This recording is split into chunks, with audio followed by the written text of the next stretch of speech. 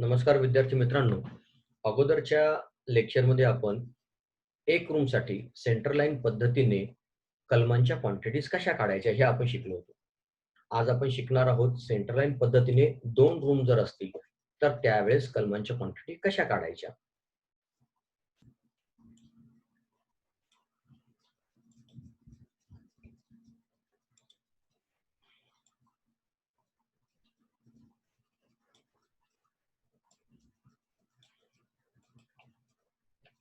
मित्रांनो, इथे आपल्याकडे गणित आहे एक, ज्यामध्ये दिलेले आहे 2 रूमच्या आकृतीवरून बांधकामातील खालील कलमांच्या क्वांटिटी काढा.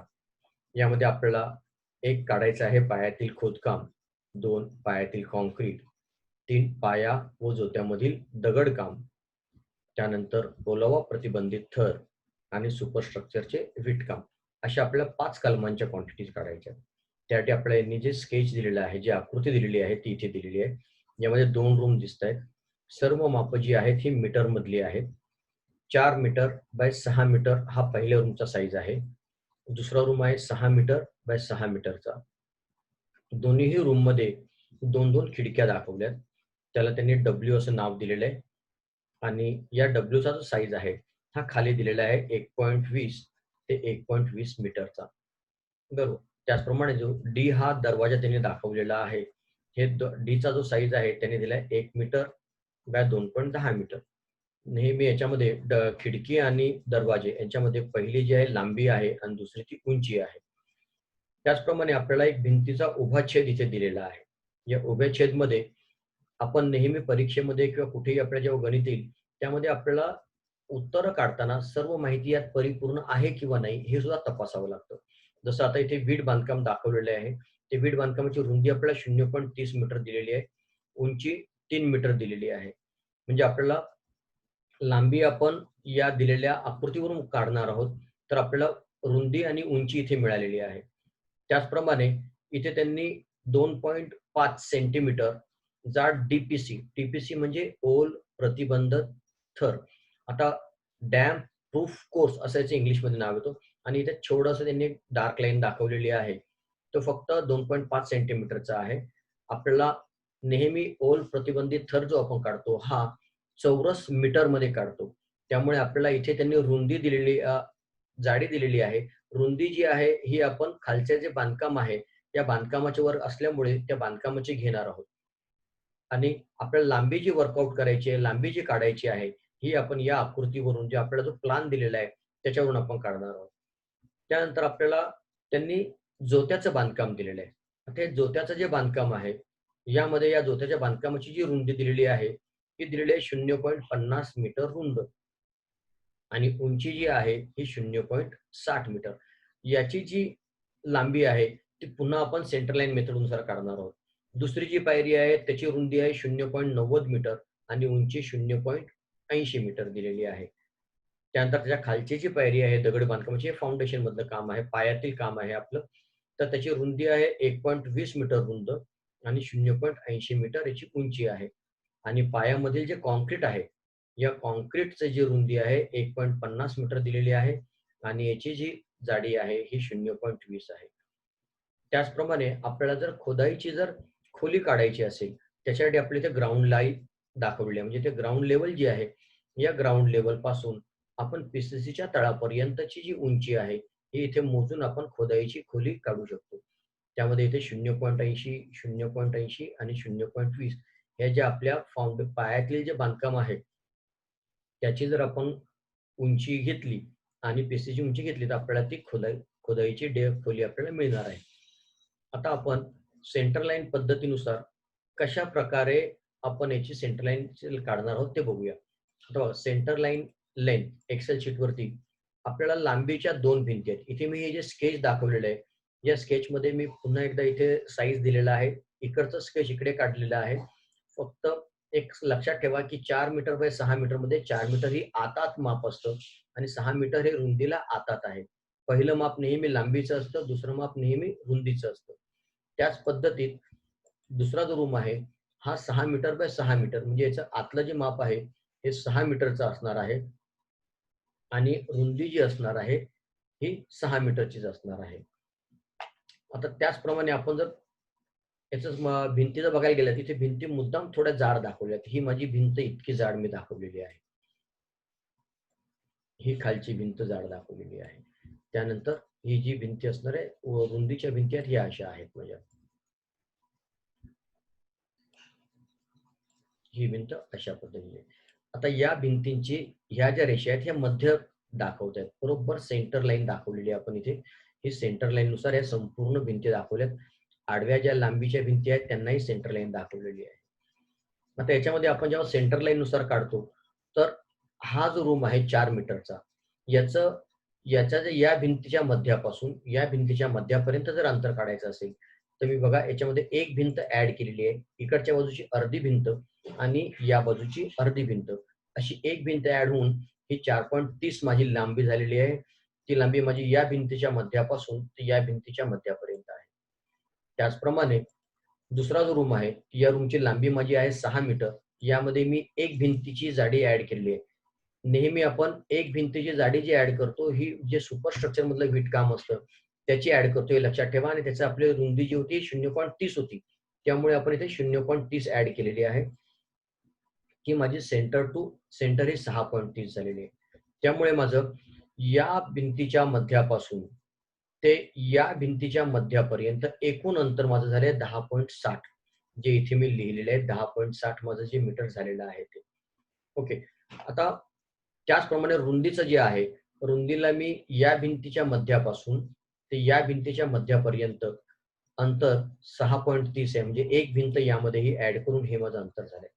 आता मला एकूण मध्यरेषेनुसार जर लांबी काढायची असेल तर मी काय केलंय की माझ्याकडे लांबीच्या किती भिंती आहेत, तर माझ्याकडे ही एक भिंत आहे आणि ही दुसरी भिंत आहे माझ्याकडे. म्हणजे माझ्याकडे एकूण 2 भिंती आहेत. म्हणून मी इथे काय केलं 2 गुणिले 10.60 अधिक अधिक काय केलंय मी तर 3 भिंती केल्यात. आता 3 रुंदीच्या माझ्याकडे 3 भिंती आहेत. बघा ही एक भिंत सेंटर लाईन पासून, ही दुसरी भिंत आहे सेंटर लाईन पासून आणि ही तिसरी भिंत आहे माझ्याकडे सेंटर लाईन पासून. अशा 3 भिंती आहेत आणि यांची मध्य ते मध्य रेषा जी आहे याची लांबी आहे 6.30 म्हणून 3 गुणिले मी 6.30 असं केलेलं आहे.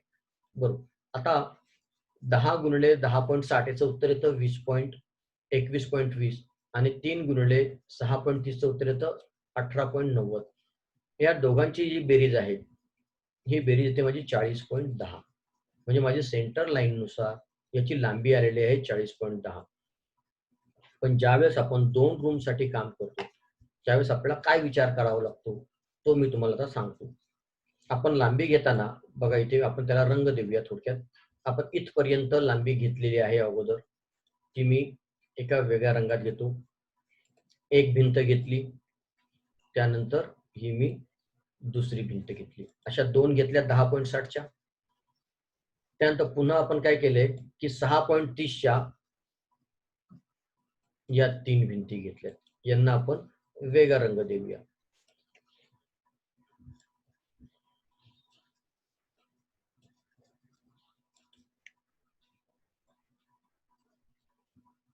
म्हणजे अशा पद्धतीमध्ये आपण ह्या 3 भिंती घेतल्या आणि या लांबीच्या 2 भिंती. तुमच्या लक्षात आलं असेल की हा जो चौकोन आहे हा डबल झालेला आहे. एक, ज्याला आपण नंबर देऊया 1 हा झाला, इथे 2,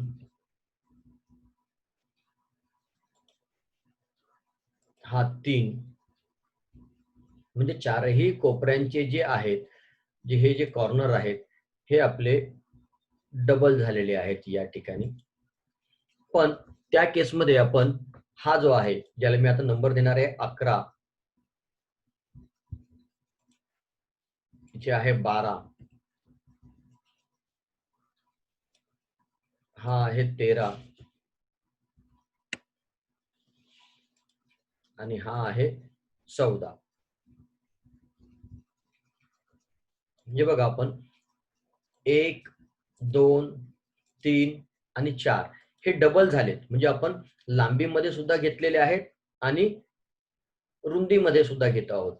त्यामुळे आपल्याला हे डबल जरी झालेले आहेत तरी आपण इथे 11, 12, 13 आणि 14 हे घेतलेले नाहीयेत. त्यामुळे ते एकमेकांमध्ये कंपन्सेट होऊन जातात. म्हणजे याच्याऐवजी याच्या ऐवजी 11च्या ऐवजी आपण 1 हा डबल घेतलेला आहे. इथे 12च्या ऐवजी आपला 2 घेतलेला आहे. 13च्या ऐवजी आपण इथे 3 घेतलेला आहे आणि 14च्या ऐवजी आपण इथे 4 घेतलेला आहे.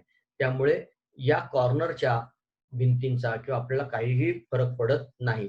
परंतु मधली जी भिंत आहे, या भिंतीमध्ये काय होतंय, की हा जो पोर्शन आहे, हा पोर्शन हा पोर्शन आपण लांबीतही घेतलाय आणि रुंदीतही घेतलाय. जो आपण अजून वेगळ्या रंगात दाखवू. इथेही घेतलेला आहे आणि इथे सुद्धा घेतलेला आहे आपण.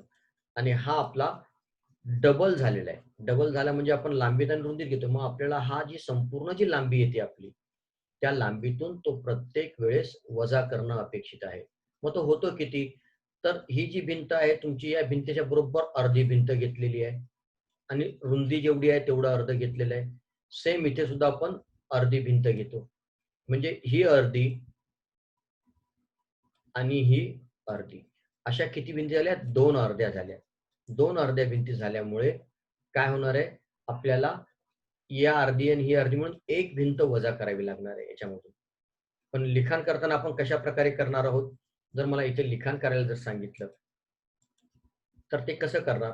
तर मला ते प्रत्येक माझ्या कलमानुसार वेगवेगळं करायचं आहे. उदाहरणार्थ, जर माझी भिंत ही सुपरस्ट्रक्चर मधली असेल आणि जर तिची जाडी किंवा तिची रुंदी 0.30 मीटर असेल, तर ज्यावेळेस मी माझी वीट बांधकाम काढणार आहे, त्यावेळेस मला 40.10 मधून एक भिंत म्हणजे 0.30 हे वजा करणं गरजेचं आहे. त्यावेळेसच माझी ती लेंथ बरोबर येणार. जर मला हा डी काढायचा आहे किंवा ही जोत्याचं बांधकाम काढायचंय, त्यावेळेस माझी भिंतीची रुंदी किती आहे? 0.50 आहे. तर मी 40.10 मधून 0.50 वजा करणार. तेव्हा मला सेंटर लाईननुसार त्याची लांबी मिळणार आहे. दुसऱ्या पायरीसाठी गेलो, तर रुंदी किती आहे? 0.90 आहे. तर मला ही 40.10 जी लांबी आलेली आहे माझी, त्याच्यामधून ही 0.90 वजा करावी लागेल. त्याच्या खालच्या पायरीला 1.20 वजा करावे लागेल आणि पी काढताना 1.50 वजा करावे लागेल. त्याचप्रमाणे खोदाई काढताना सुद्धा मला 1.50च वजा करावं लागेल. हे तुमच्या बरोबर लक्षात आलं पाहिजे. आता आपण काय करूया, त्यासाठी ते गणित जे आहे ते बघूया लगेच सोबत. हे बघा, इथे मी ते तयारच करून ठेवलेलं आहे मित्रांनो. आता मला पायातील खोदकाम करायचं आहे. तर खोदकाम करताना 40.10 ही तुम्हाला मी सांगितलंय कशाप्रकारे आलेली आहे ती.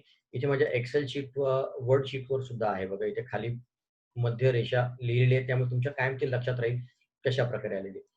आता इथे 40.10 आले. मला पायातील खोदकाम करायचंय. मी काय केलंय, लांबी बरोबर ते थोडंसं मोठं करतो मी तुम्हाला. लांबी बरोबर मी काय केलंय, 40.10 वजा 1/2 म्हणजे अर्धी आहे म्हणून त्याला 1/2 केले, गुणिले 2 नग. कारण दोन्ही बाजूच्या अर्धे-अर्धे विद्दी असल्यामुळे 2 नग. आणि माझं पायातील खोदकाम जे आहे, याची रुंदी किती असणार आहे? 1.50 असणार आहे. त्यामुळे 1.50 2 भागिले 2 झाले की 1 उत्तर येतं, म्हणजे दीड, म्हणजे एकच भिंत मी वजा करणार तुम्हाला सांगितल्यानुसार. म्हणजे मी सांगितल्यानुसार 40.10 वजा 1 भिंत वजा केली आणि माझं उत्तर येतं 38.60. हे तुम्हाला कायम लक्षात ठेवायचं आहे मित्रांनो, की आपण 2 रूमचा काढत असताना आपल्याला एक भिंत वजा करावी लागते आणि ती त्या कलमानुसार, त्याच्या रुंदीनुसार ती वजा करावी लागते. म्हणून पायातील खोदकाम करताना माझी संख्या एकच राहिली, कारण मी संपूर्ण लांबी एकदाच वर्कआउट करतो. हा आपल्याला सेंटर लाईनचा फायदा असतो, की आपण एकदाच ती लांबी वर्कआउट करतो. मग आता पायातील खोदकामासाठी जी लांबी आपण वर्कआउट केलेली आहे ही 38.60 आहे. मी ती 38.60 घेतली. रुंदी जी असणार आहे, रुंदी ही माझी जी पी-सी-सीची जी रुंदी आहे, तीच रुंदी मी घेतो नेहमी खोदाईला. आणि उंची जी आहे, उंची आपल्याला इथे ग्राउंड लेवल जी दाखवलेली आहे स्केचमध्ये, त्या ग्राउंड लेवलच्या खालपासून ते पी-सी-सीच्या तळापर्यंत संपूर्ण अंतर मोजायचं आहे. तिथे आपल्याला पहिले सुरुवातीच्या पायरीचं जी दिली होती उंची ती 0.80 होती, दुसरी 0.80 आणि तिसरी 0.20. या तिघांची बेरीज जी आहे ही येते 1.80.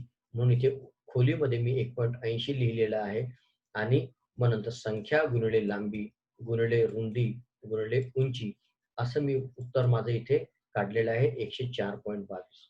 गुणाकार करताना नेहमी नेहमी लक्षात ठेवा मुलांनो, संख्या गुणिले लांबी जे उत्तर येणार आहे त्या उत्तराला दीडने गुणायचे.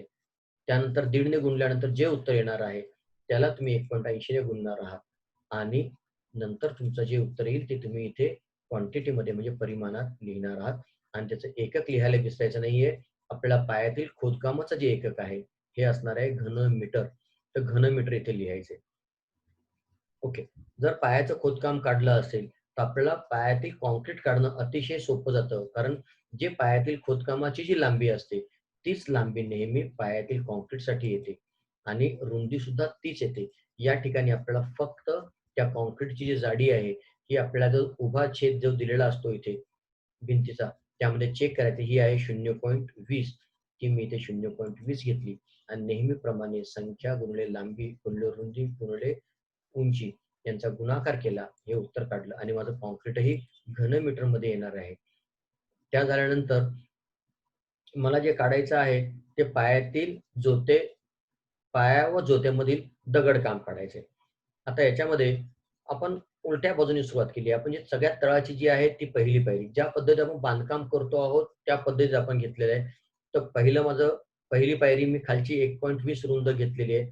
त्यामुळे मी काय केलं याच्यामध्ये सुद्धा 40.10 वजा 1.2 केलेलं आहे बघा. म्हणजे 1/2 गुणिले 2 गुणिले 1.20 म्हणजे 1.2च उत्तर येतं कारण 2 भिंती घेतल्यात. मग 40.10 वजा 1.20 असं आपण इथे घेतलेलं आहे. 1.20 घेऊन आपण 40.10 मधून 1.20 वजा केले माझं 38.90 उत्तर येतं. 38.90 म्हणजे लांबी संख्यामध्ये माझं एकच असणार आहे आणि रुंदी माझी 1.20 आली आणि पहिल्या पायरीची उंची मी या सेक्शन मधून या छेदामधून घेतलेली आहे. भिंतीचा उभा छेद आहे त्यातून घेतली. ती इथे लिहिली आणि यांचं सगळ्यांचा गुणाकार करून उत्तर काढलंय 37.34 घनमीटर. माझी दुसरी पायरी त्याच्यावरती आहे 0.90 मीटर रुंदीची. मग मी 40.10 मधून काय करणार आहे 0.90 हे वजा करणार आणि वजा करून माझं उत्तर जे येते हे 38.90 आहे. रुंदी 0.90च आहे आणि उंची मी या भिंतीच्या उभ्या छेदातून घेतली 0.80 आणि गुणाकार करून 28.22 घनमीटर हे माझं उत्तर काढलेलं आहे. त्याचप्रमाणे माझं आता पुढे राहिलं जोत्याचं काम. जोत्याच्या कामाची रुंदी माझी होती 0.50 म्हणजे आपली जी 40.10 जी लांबी आली होती सेंटर लाईनची त्या लांबीमधून आपल्याला 0.50 वजा करणं गरजेचं आहे. म्हणजे दोन्ही बाजूच्या अर्ध्या अर्ध्या 2 भिंती. इथे विस्तृतपणे लिहिलेलं आहे 1/2 गुणिले 2 गुणिले 0.90 40.10 वजा 90 0.90 बरोबर 39.20 आपलं उत्तर येतं. सॉरी आपण खालचे जोत्याचं बांधकाम बघतोय. 40.10 वजा 1/2 गुणिले 2 गुणिले 0.50 मग 40.10 वजा 0.50 बरोबर माझं 39.60 हे उत्तर येते आणि 39.60 मी ही लांबीत घेतलेली आहे. रुंदी माझी जी पहिल्या जे जोत्याच्या बांधकामाची आहे तीच घेतलेली आहे. उंची सेक्शन नुसार 0.60 घेतलेली आहे आणि या सगळ्यांचा गुणाकार माझा 11.88 घनमीटर आले. आता हे संपूर्ण दगड काम आहे मित्रांनो आणि आपल्याला पाया व जोत्यामधील दगड काम काढायचे. त्यामुळे आपल्या पायरी 1 ची जी आलेली क्वांटिटी असेल, पायरी 2 ची आलेली क्वांटिटी असेल आणि पायरी 3 ची आलेली क्वांटिटी या तिघांचीही बेरीज करणं अपेक्षित आहे आणि या तिघांचीही बेरीज आपल्याला इथे 77.45 म्हणजे 37.34 अधिक 28.22 अधिक 11.88 या तिघांची बेरीज आहे म्हणजे 77.45 आणि इथे मी लिहिले एकूण पाया व जोतेमधील दगडकाम. ओके ते आलं माझं 77.45 घनमीटर. आता माझा ओल प्रतिबंधक थर. आता ओल प्रतिबंधक थर जो आहे याची लांबी आणि आपली ही जी जोत्याची जी बांधकाम आहे त्याची लांबी सारखीच राहणार आहे. म्हणजे इथे आपण 39.60 घेतले तर इथे सुद्धा माझे 39.60 येणार आहे. इथे मी कॅल्क्युलेशन पुन्हा सेम कॅल्क्युलेशन दाखवलेले आहेत. 40.10 वजा 0.50 आणि ही 39.60 माझी ओल प्रतिबंधक थर हा नेहमी चौरस मीटर मध्ये काढला जातो. त्यामुळे याच्यामध्ये फक्त लांबी आणि रुंदी यांचाच गुणाकार होणार आहे आणि संख्यामध्ये माझं एकच येईल. मग संख्या गुणिले लांबी गुणिले रुंदी माझं उत्तर येणार आहे 11.80 चौरस मीटर आणि 11.80 चौरस मीटर आल्यानंतर माझा हा पार्ट क्लोज होतो. आता राहतं महत्वाचं सुपर स्ट्रक्चर मधलं वीटकाम. थोडंसं लक्षपूर्वक बघायचं मित्रांनो. आपल्याला सांगितल्यानुसार 40.10 मधून आपण एक भिंत वजा केलेली आहे आणि ते उत्तर येतं माझं 39.80. संख्यामध्ये 39.80. रुंदी माझी 0.30 ची सेक्शन मध्ये दिलेली आहे. उंचीही मला सेक्शन मध्ये दिलेली आहे आणि यांचा गुणाकार करून माझं उत्तर येतं 35.82 घनमीटर. आता आपण जे बांधकाम केलेलं आहे, या बांधकामामध्ये आपण ड्रॉइंग मध्ये जर बघितले, या स्केच मध्ये बघितलं, तर आपल्याला एकूण 1, 2, 3, 4 खिडक्या आहेत आणि 2 दरवाजे आहेत. या ठिकाणी आपण बांधकाम करणार नाही आहोत. ज्या ठिकाणी दरवाजा खिडक्या त्या ठिकाणी बांधकाम आपलं होत नाही. मग त्यांचं त्या ठिकाणची वजावट होणं गरजेचं आहे. म्हणून इथे लिहिले दरवाजे व खिडकीसाठी केलेली वजावट. मग दरवाजे आपले एकूण किती आहेत? 2. म्हणून इथे संख्यामध्ये 2 आलेत. दरवाजाची लांबी आपल्याला दिलेली आहे 1 मीटर आणि उंची दिलेली आहे 2.10. तर उंचीमध्ये उंची घेतली आहे आणि लांबीमध्ये लांबी घेतलेली आहे.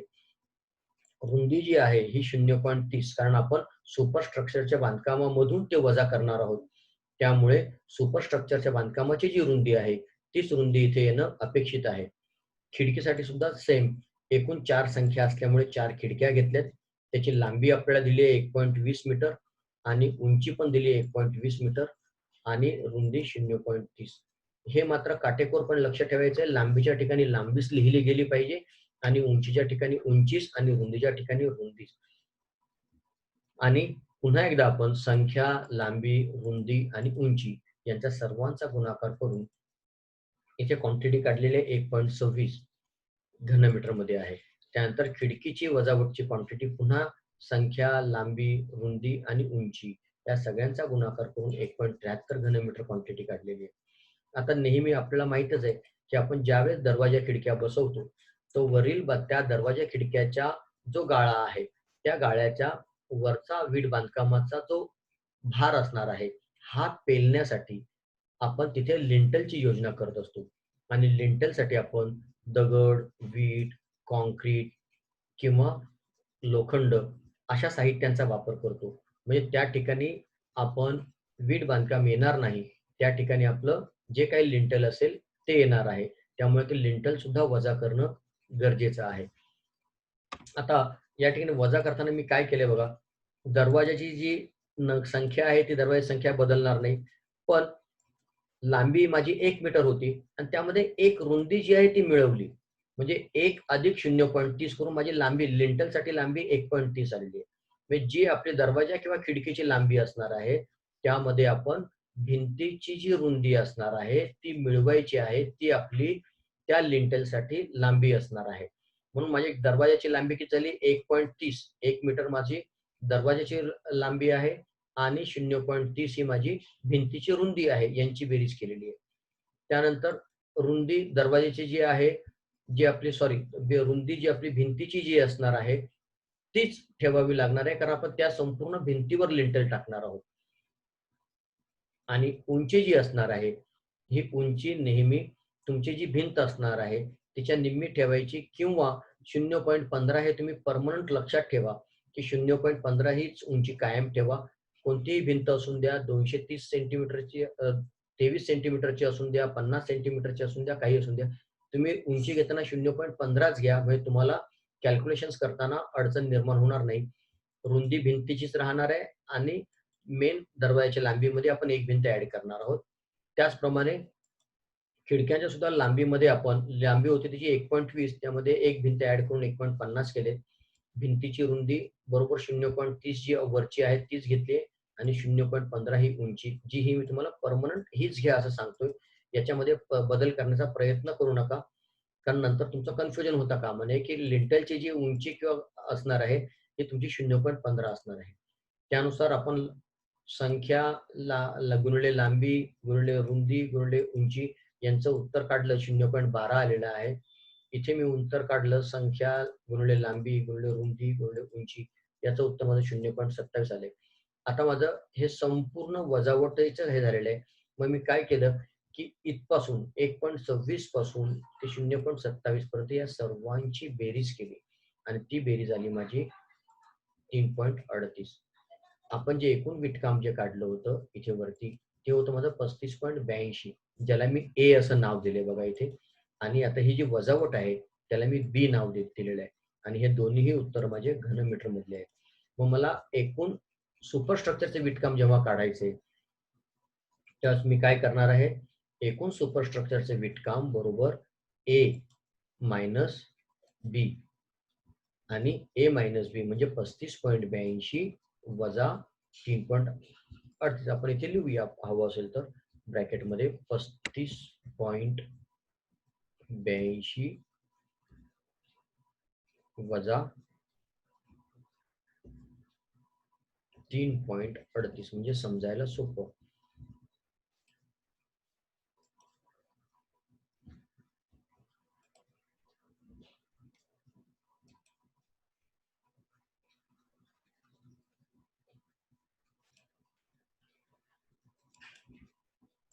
ओके. ए मायनस बी आणि म्हणजे 35.82 वजा 3.38 केलं तर माझं 32.45 होतं. अशा पद्धतीने आपण पाचही कलमांच्या क्वांटिटी काढल्या. पण ह्या काढल्यानंतर आपल्याला खाली एक छोटासा तक्ता करणं अपेक्षित असतं आणि या तक्त्यामध्ये आपण इथे उत्तर असं लिहायचे. उत्तर लिहून अनुक्रमांक, तपशील किंवा कलम, परिमाण आणि एकक. आपल्याला पायातील खोदकाम 104.22 हे जे आपल्या इथे आलं होतं, हे 104.22 आपण ही क्वांटिटी इथे घेतलेली आहे. पायातील कॉन्क्रीट 11.58 जे आपल्या इथे 11.58 पायातील कॉन्क्रीट आलं होतं ते आपण इथे घेतलेलं आहे. त्यानंतर आपलं पाया व जोतेमधील दगडकाम हे आले 77.45. पाया व जोत्यामधील दगडकाम 77.45 घेतले. ओलावा प्रतिबंधक थर, ओलावा प्रतिबंधक थर जो होता 11.80 होता, तो आपला 19.80 होता, तो आपण 19.80 चौरस मीटर ते घेतलेला आहे. आणि सुपरस्ट्रक्चर मधील जे विटकाम आहे हे 32.45 इथे घेतले आणि प्रत्येकाचे एकक लिहिले. ज्यावेळेस हा आपण तक्ता पूर्ण करतो त्यावेळेसच आपल्याला पूर्ण मार्क मिळतात. परीक्षेमध्ये तुम्हाला शक्यतो सिंगल रूमच क्वांटिटी काढायला येणार आहे. पण तुम्हाला भविष्यामध्ये जेव्हा वेगवेगळ्या साईटवरती, वेगवेगळ्या ड्रॉइंगवरती जेव्हा क्वांटिटीज काढायच्या आहेत, त्यावेळेस तुम्हाला या क्वांटिटीज सहजतेने काढता आल्या पाहिजेत किंवा 2 रूमच्या क्वांटिटीज तुम्हाला चांगल्या पद्धतीत काढता आल्या पाहिजेत. याच्यासाठी आपण हा व्हिडिओ तयार केला होता. तुम्हाला हा व्हिडिओ बऱ्यापैकी समजलेला असावा आणि तुम्हाला हे गणितही व्यवस्थितपणे समजलेलं असावं, असं मला वाटतं. जर तुम्हाला ह्या सगळ्या गोष्टी समजल्या असतील, तर निश्चित तुम्ही माझ्या चॅनलला लाईक करा आणि सबस्क्राईब करा. धन्यवाद.